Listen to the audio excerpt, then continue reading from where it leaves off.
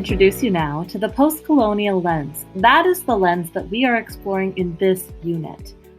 The Post-Colonial Lens focuses on the world as seen through the criticism of colonialism and the emergence of a post-colonial society.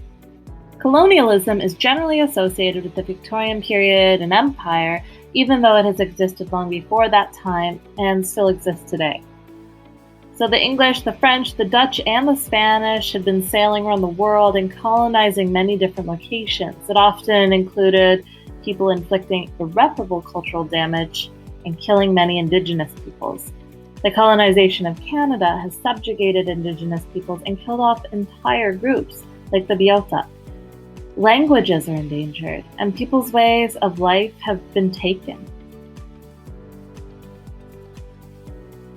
You can see here, the British Empire spread across the world, from Australia to India to many countries throughout Africa, and even in South and North America.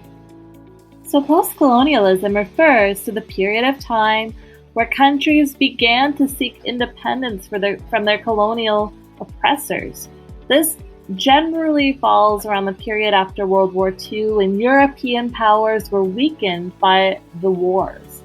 Post-colonialism challenges people to rethink the often racist ideas that enabled colonialism to happen. The ideas of Eurocentricity, where Europeans kind of were at the center of the world, those ideas are challenged by post-colonialism. Post-colonialism challenges stereotypes like the idea of the noble savage, which I would really encourage you to look into. Post-colonialism also challenges the idea of European dominance, like the ridiculous idea that Christopher Columbus discovered North America when there were already people here. Key questions a student could use when trying to apply the post-colonial lens could be these. How does the literary text represent various aspects of colonial oppression? What does the text reveal about the problems of post-colonial identity, including the relationship between personal and cultural identity? What does the text reveal about a feeling of being trapped between worlds or dual identity because of colonialism?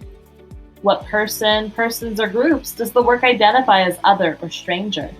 And how are such persons or groups described and treated? What does the text reveal about the politics and or psychology of anti-colonialist resistance?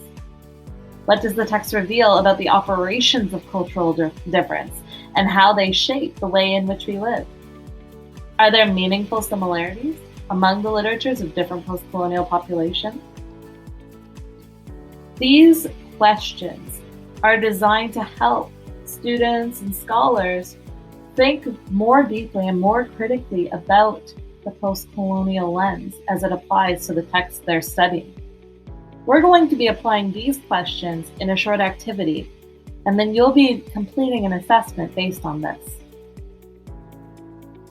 For practice, we are going to take a look at two paintings. These will be our texts. The first painting was done in 1905 by Douglas Wolfe.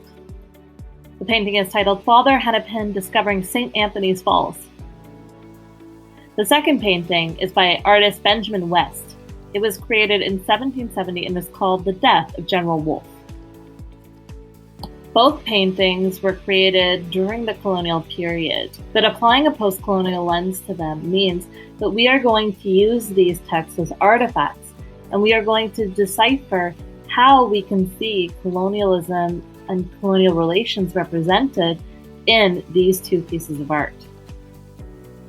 One key question that we can explore is what persons or groups does the work identify as other or stranger, and how are such persons or groups described and treated?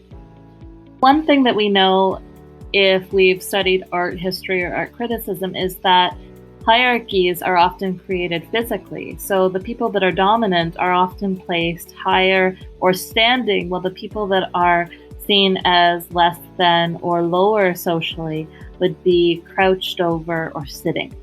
And with this information, you've probably already identified how some people are described or seen as other. Although there are some people crouching down in the painting by West, the indigenous person here is crouched down in comparison to other soldiers who are not trying to meet the immediate needs of Wolfe, who is dying. In addition, the indigenous people here are crowded around the priest as he discovers the falls. One critic suggests that in the 1770 painting, the indigenous soldier is only added for effect, as this painting was largely only seen by European audiences,